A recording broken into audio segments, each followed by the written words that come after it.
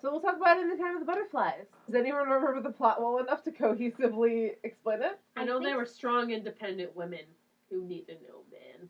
So there were 4 sisters, and Trujillo. So this is a whole true thing with there was a dictator person, Trujillo, and he's a real person that you can Google, and he did all sorts of fucked up stuff. True story, there were these 4 sisters. They started out just being like normal sisters, like, hey, we're gonna, go to university and date some boys and have some periods, but then they kind of got involved in this whole, like, revolutionary thing. Not a good idea. They became known as, like, the Mariposa, the butterflies, in the Time of the Butterflies. And they were all kind of like these freedom-fighting sisters. And they were so badass and so cool. Some might say they're feisty. 3 of the sisters get killed in an ambush as they're driving someplace. And there's 1 remaining butterfly sister. It's sad. Because the whole thing is like a memory told by the 1 remaining sister to some reporter guy, I think. Yes. And so they tell it at the beginning, like, the sisters died. But then, like, you go through the whole thing and, like, the dictator takes a liking to one of the sisters and, like, tries to marry her or something. Or make her one of his mistresses or something like that. Yeah. I just remember thinking that, like, it sucks because, like, they're both, all of them were intelligent, beautiful, smart, exciting people. And, like, regardless of what they were interested in because of the political climate, even if they weren't even interested in politics, like, their life couldn't exist.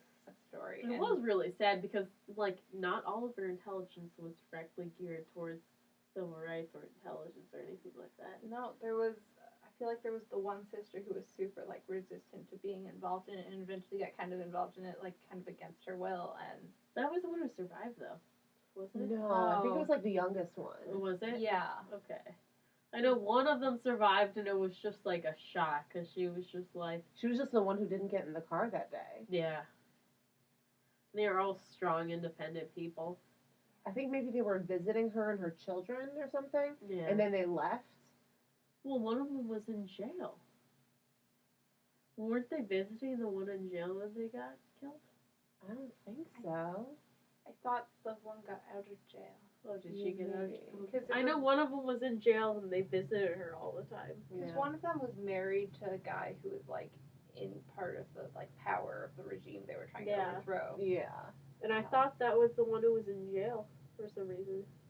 I just remember really, really liking it. And when I was working at Barnes & Noble, I tried to thrust it on people all the time. That and When She Woke and 1,000 Splendid Suns. See, when I was not working at Barnes & Noble and being the critical self that I am, who doesn't really care for literature, this is one of the few books that I actually really enjoyed in high school. And I thought it was a good book because it was very inspiring and also kind of painful to read, in the sense that, like, it was very real. So I like this book even though I hate reading. It makes you think, what sister am I? That's the biggest part for me. I me, it don't was like think I there ever was thought about that. BuzzFeed quiz for that. Four Oh my god, sisters. can we find that? Four sisters. What sister are you, guys?